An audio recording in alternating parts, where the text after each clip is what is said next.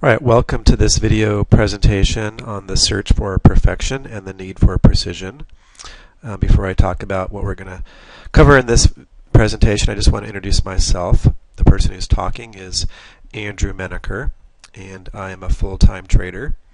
I focus mostly on the S&P 500 E-mini futures. I have a PhD in clinical psychology, and I have spent well over 10 years working with both institutional traders, consulting with institutional money managers, as well as working with retail traders. And as you go over the legal disclaimer, I just want to tell you a little bit more about this presentation.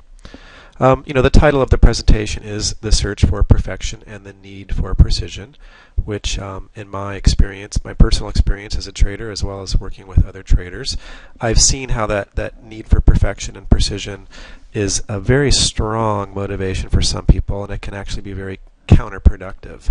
I also just want to say that this video presentation, I'm not intending to cover all of the problems and all the psychology around trading.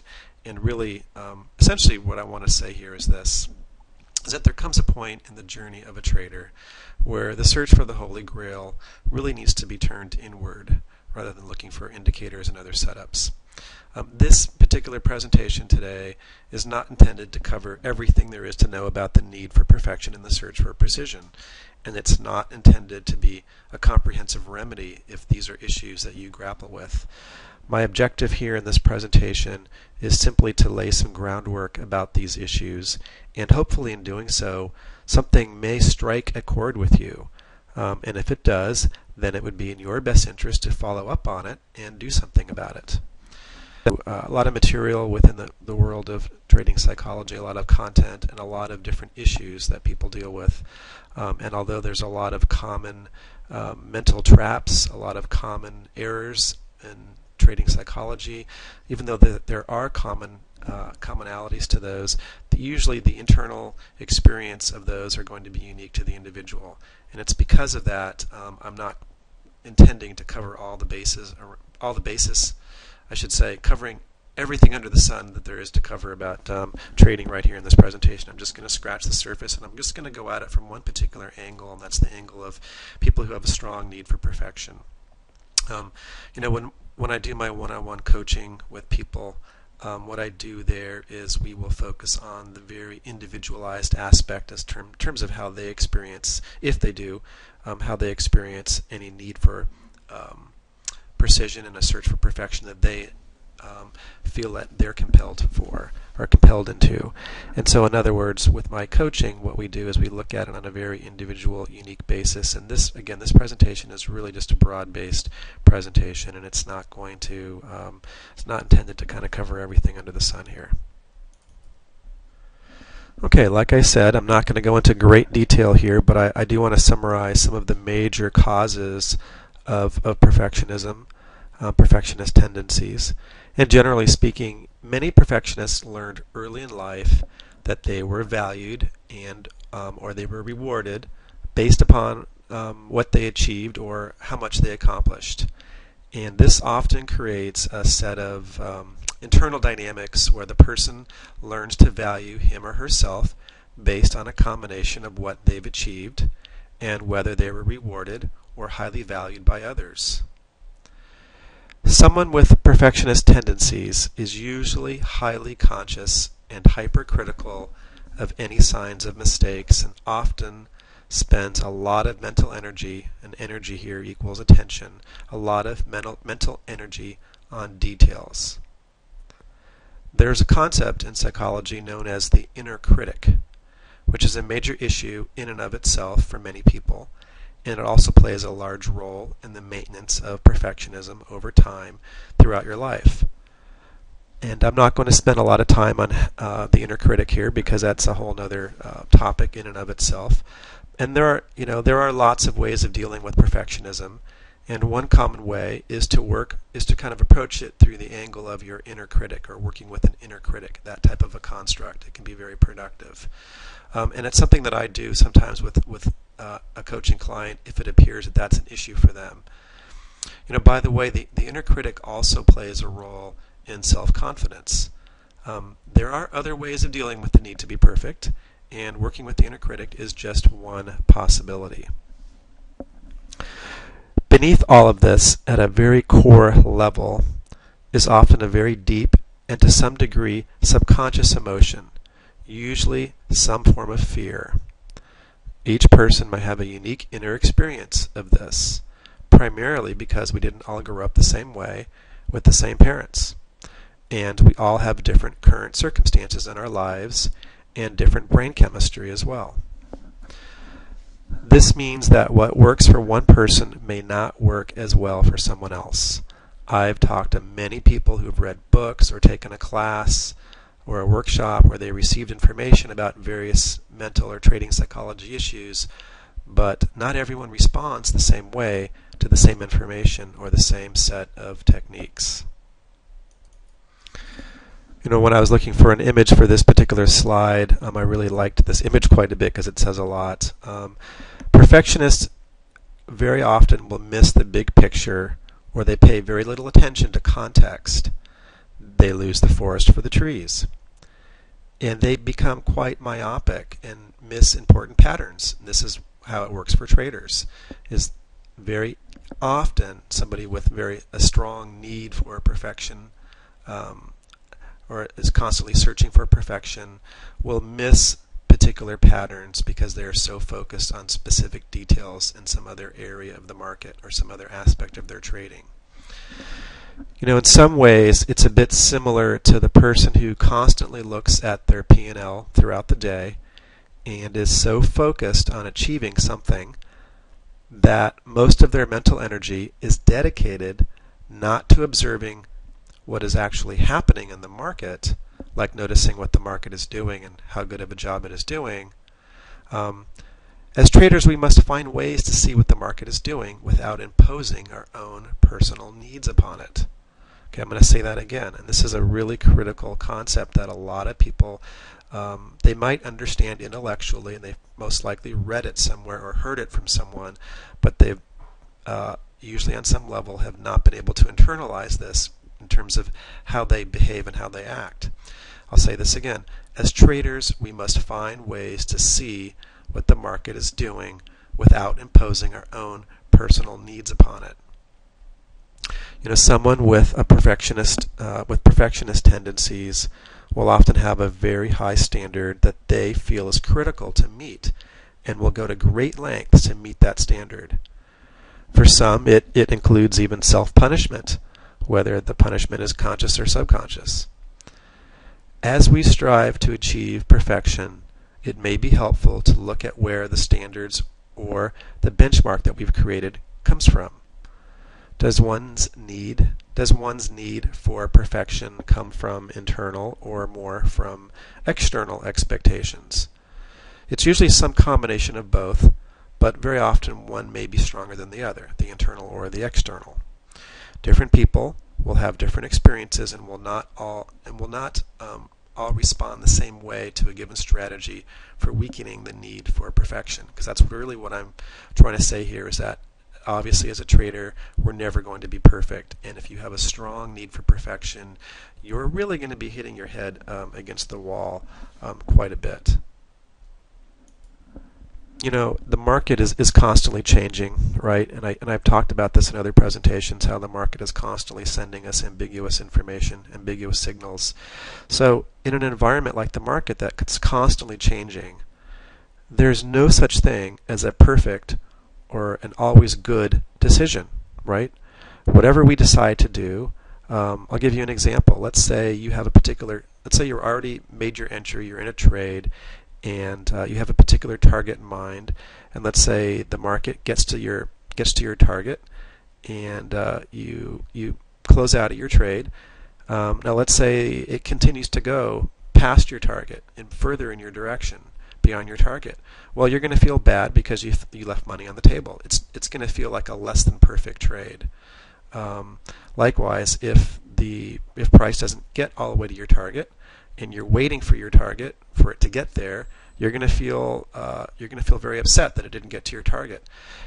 The only times you're actually going to feel any kind of sense of perfection, and these are pretty much rare instances, is when price does exactly what you wanted it to do, or exactly what you were expecting it to do, and nothing less and nothing more in the exact time frame that you were expecting it. Now, how often does that happen? Not very often. So right there you can see that you're not going to the need for perfection, or the search for perfection, you need to kind of, I'm going to say, give up on it here, because really it's very, very, very rare that you're actually going to experience perfection as a discretionary trader. We probably all have perfectionist tendencies in certain areas of our life, and perfectionism can be an asset in many instances. But as a discretionary trader, especially as a discretionary short-term trader, it can be very counterproductive. A trader with a high degree of perfectionism is trying to be the best. Nothing wrong with that. But it also means that in the process of striving for perfection, they may spend copious amounts of time on details and getting themselves locked into a mindset where they have to achieve perfection, they have to be right. And unfortunately, that search for perfection, there's a strong relationship with the old that old nemesis of the trader, the need to be right. Now, I'm not going to talk about the need to be right necessarily here. I don't want to go off in that direction. I want to stay focused more on perfection and precision, or the need for those, and how they can be counterproductive. But obviously, you can begin to see the relationship between all that and the need to be right. Someone with strong tendencies for perfection is often worried about meeting expectations, and they try very, very hard to be perfect. There is usually a strong fear of failure as well. There is a strong need to see a perfect product, right? We all of us have that on a certain level. And for traders, this can mean a perfect entry or a perfect exit, or a fixation on not losing. Of course, ego issues may be involved here, and they usually are. But for the purpose of this presentation, I won't be talking about ego needs in particular. I'm really going to be talking about perfection and precision from a different angle. I do talk about ego needs and the need to be right in another presentation, and I certainly talk about that with my coaching and consulting clients, because that is a very big and very important area that most traders are usually experience as an obstacle. So some people who are listening to this presentation may be asking themselves at this point, they might be saying something like, well, but shouldn't we create and work toward an ideal image of ourselves, or at least an image of successful trading? Something to do with visualization, or maybe affirmations possibly, or just at least a vision, or an ideal image of what a good trader is. And I would say yes, that is a good idea, and that's something that you want to do. But it's often done, let me back up. Unfortunately, many people spend an awful lot of time focusing on creating that ideal image of successful trading, or themselves as a successful trader, and they do it in such a way that it doesn't really result in long-lasting behavior change.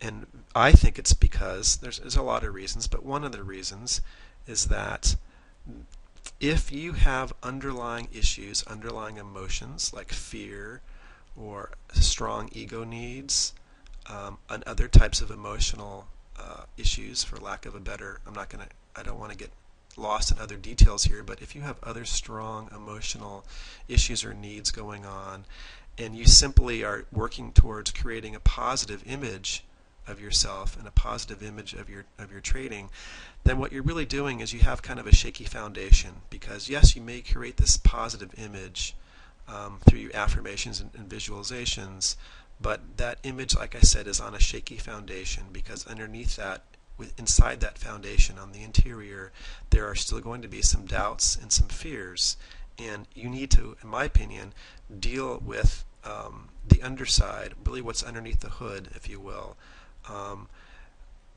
Not only just focus on creating a positive image. You have to be doing both. You have to create a positive image, but you also have to be looking at what's underneath the hood and what's really there in your foundation. A lot of coaches will tell you to use affirmations and visualizations, and that may often be the primary tool that is used. And I think it's a good tool, but it should never be just the only or the primary tool. There's nothing wrong with that tool. It's a great tool, and I use it myself. And there's a place for affirmations and visualizations, obviously. I think it's a critical part of transformation. But all too often, I can't emphasize this enough, that the strategies that are taught are really more about positive thinking than actual deep change. Now, positive thinking is good, but positive thinking doesn't usually result in actual long-lasting, significant, deep change unless you actually deal with what is going on beyond the positive thinking, underneath the positive thinking. Because I'll tell you, and I'll be really honest, as much as I create a positive image for myself, and as much as I want to create an ideal image of who I want to be and where I want to be in my life and what kind of trader I'm always working on becoming, there are always going to be negative emotions. There are always going to be doubts and fears. And if I ignore those emotions, they will creep into my experience usually in such a way as they end up manifesting as counterproductive behaviors. So what I'm saying here is that positive thinking is necessary, but it's not sufficient on its own. Creating positive thoughts and ignoring negative feelings, I should say, or negative thoughts, is, well, let me just put it to you this way. The way I would suggest you do it, this is what I do when I work with clients, and this is what I do for myself, is that I create positive thoughts, and I'm also looking at the feelings, whether the feelings are positive or negative that are associated with all of my thoughts. And I can tell you that if the root of the problem is not dealt with, that if you're only looking at just the positive thoughts and ignoring any kind of negative emotion, then all the affirmations and positive thinking in the world is not going to result in long-lasting behavior change. I just want to say something, just a brief word about thoughts, emotions, and beliefs. And someone who's listening to this may be wondering, what is my thinking? What is my, how do I approach that? Some people believe that thoughts come first and emotions come second, or vice versa. Neurolinguistic programming says that it all begins with your beliefs and your values, and then emotions flow from there. Honestly, my opinion is that that's all academic debate, and I try and be as practical as possible.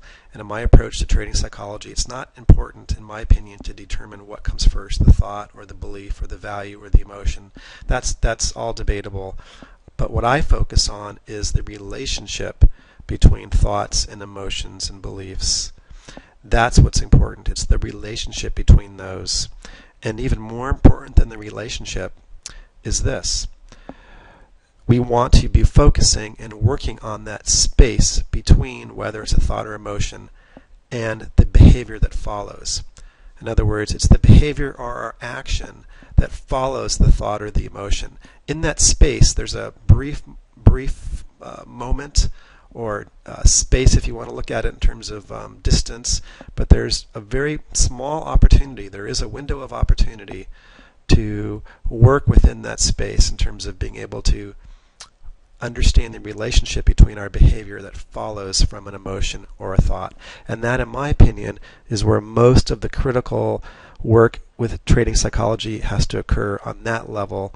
And now when the work occurs on that level is when people will experience long-lasting, sustained change.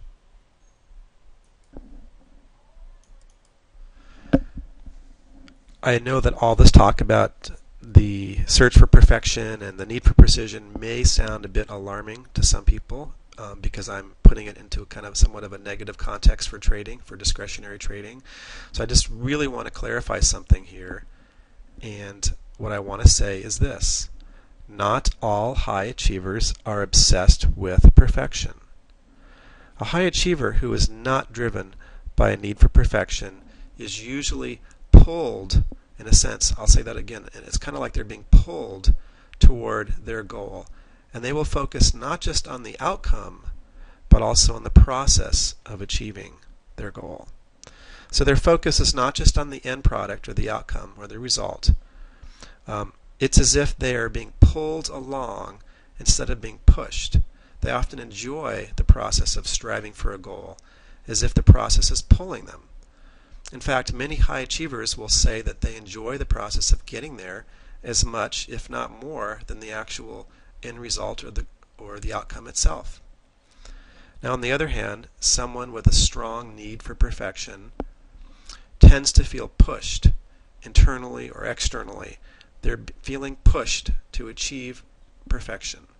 Usually there is a good amount of fear associated with the pushing, a fear of not reaching their goal and seeing anything less than perfection as failure.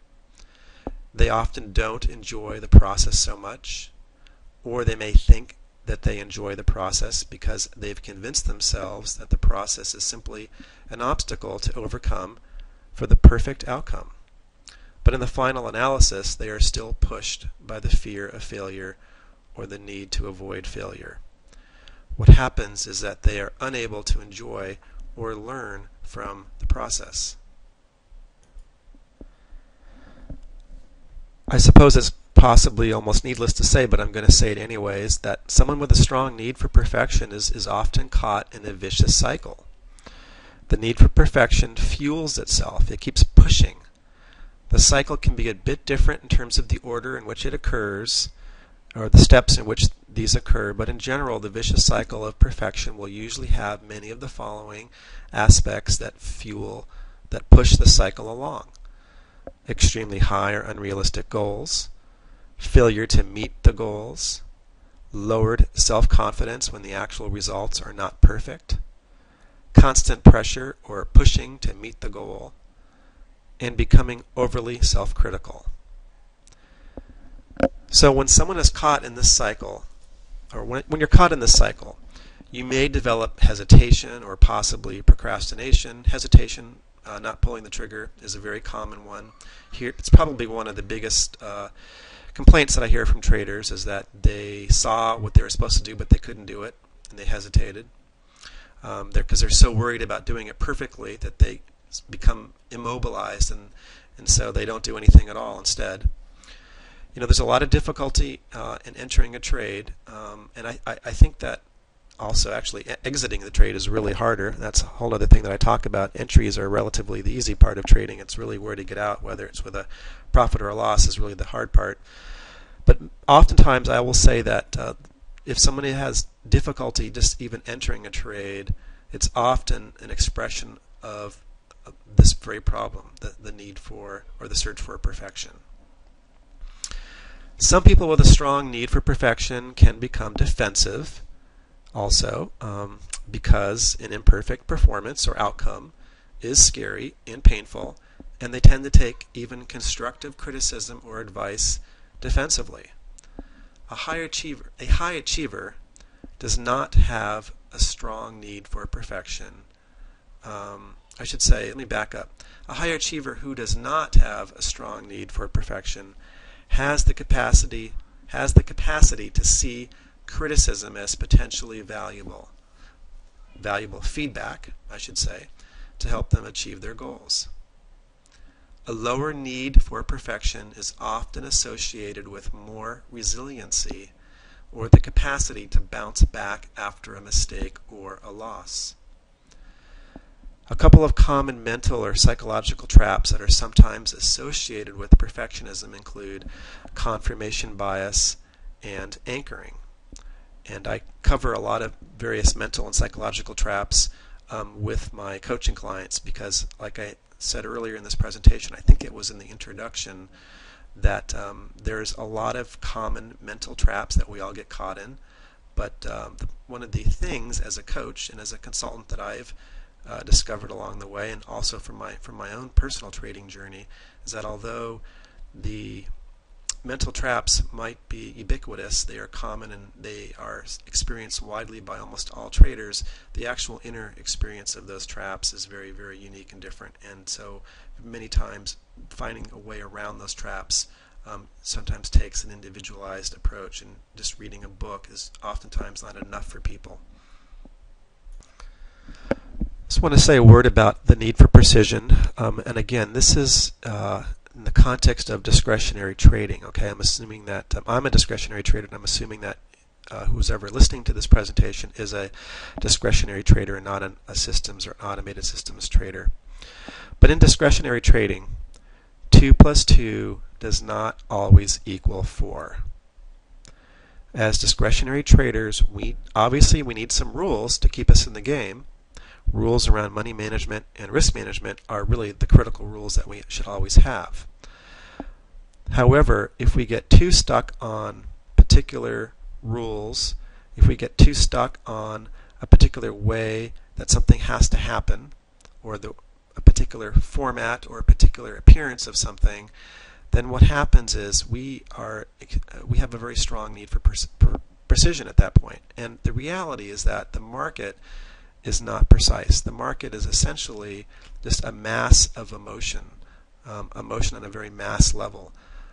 Yes, there are computer trading programs and algorithms that might be responsible for a large amount of the volume these days, but who programs those? Who creates those programs? It's humans. And so really, what we're looking at with the market here, the reality of the market, is that there's a lot of emotion in the market. And if we are looking for precision all the time, we're not going to find it in general, and we're going to be very, very frustrated. When one focuses on not just looking for precision or for a precise level or precise action in the market, but when one is focusing on achieving precision for themselves, we're also engaging in logical thought, and there's nothing wrong with logical thought. First of all, I just want to say that it's a good thing, but it requires a balance. The logical thinking requires a balance with creative or non-linear thinking. Otherwise, what will happen is that our thought process can become overly rigid, and we're less capable of interpreting a dynamic process like the market, which is in constant motion with unseen and unknowable forces. Obviously, I'm not suggesting that someone with a strong need and a well-honed ability for precise thinking ignore it or alter it. It's an asset. If you have a lot of ability to think in precise terms, that's an asset. I'm not saying you should stop doing that. And with coaching clients, I take the approach that we all have different strengths and weaknesses, and what may be a strength for one person may be a weakness for someone else, and vice versa. It's always a good idea to do more of what works and less of what doesn't, and to build up our strengths as much as possible, and also to kind of look at where our weak points are, and not, at least at minimum, don't allow our weak points to be so exposed or minimize the amount of time that we function from those weak points. I'm going to make a controversial statement here, and I'm sure some will react to this, but I will say it anyway. Many discretionary traders, in an attempt to rely on rules, end up subconsciously projecting their own rules onto the market, their own inner mental, emotional rules onto the market, and also the rules for how they believe the market should be behaving. They project their own rules onto the market, and this can often result in a rather rigid view or opinion of how the market should move.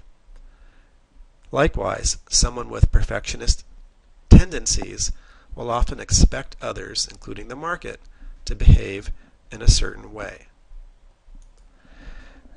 And when someone is thinking along those terms, or if that describes you, then I would probably also make an educated guess and say that you probably trade in such a way that you might be overly mechanistic.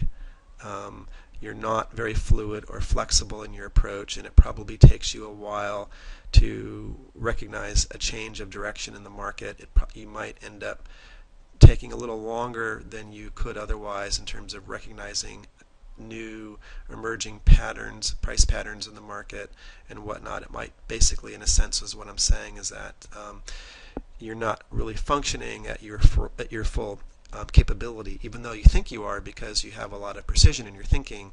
You actually have left out a lot of information that's in front of you because you're really trying to fit everything that you see and perceive into a precise map that you've already created for yourself. Internal map, I should say. Often people coming into trading with a background or a previous successful career that relied heavily on logic or precision such as a lawyer or engineer or a programmer, other types of professions like that. Such people are often the type of trader that attempts to view the market with precision, and sometimes they will also have an all or nothing way of looking at their world and the market. And this black and white thinking leaves no room for gray. And as discretionary traders, it's usually all about the gray. We're never going to get in at the absolute. We're never going to buy at the absolute bottom and sell at the absolute top. I mean, we may occasionally, but when we do, that's going to be few and far between. For the most part, we're going to be almost always operating in the gray area.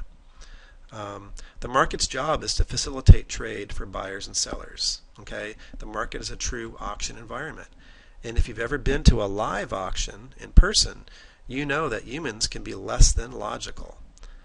The market's job is to facilitate trade, and if we approach the market by superimposing a mechanical model of what we think it should be doing, we will miss a lot of information and a lot of opportunity.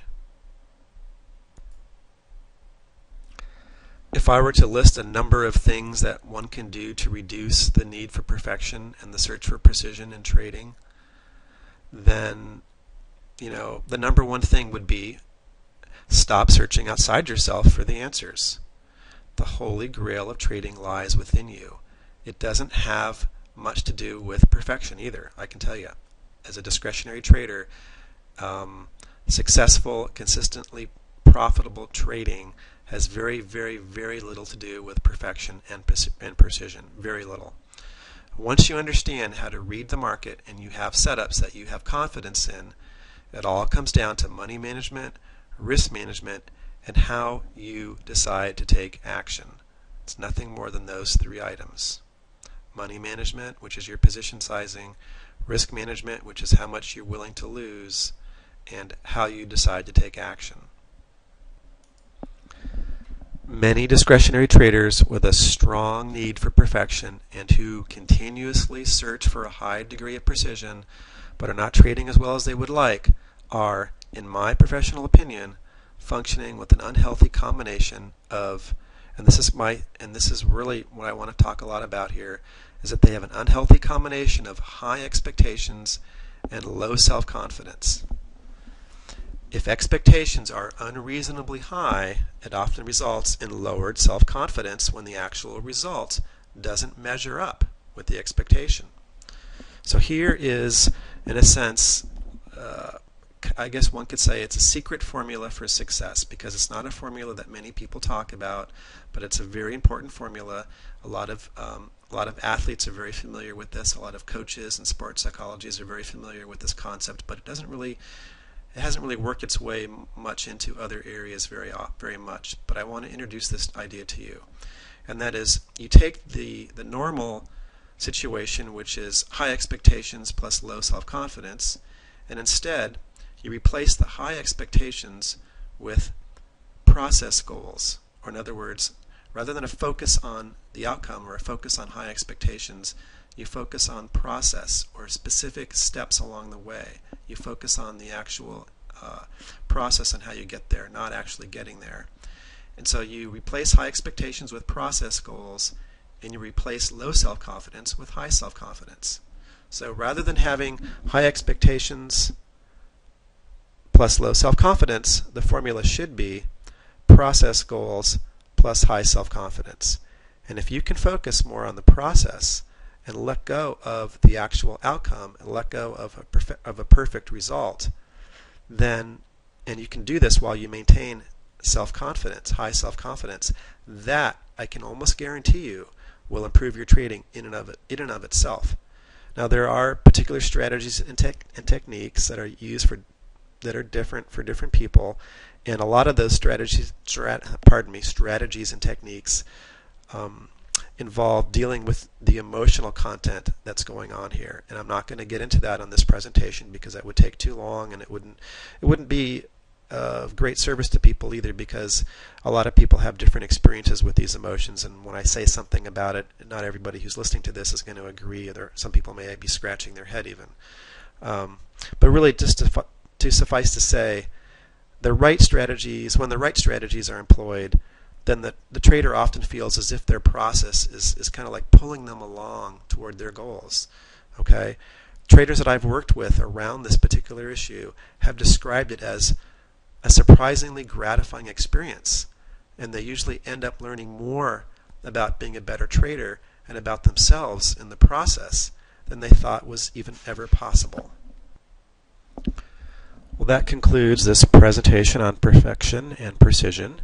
And if you would like more information about this, and if you are not a current coaching client, then you can contact me at popdoc111, popdoc111 at gmail.com, or my website at popdoctrader.com or andrewmenaker.com. I do have a copyright on this material, and I would appreciate it if you do not record it or post this on any other venue. Thank you.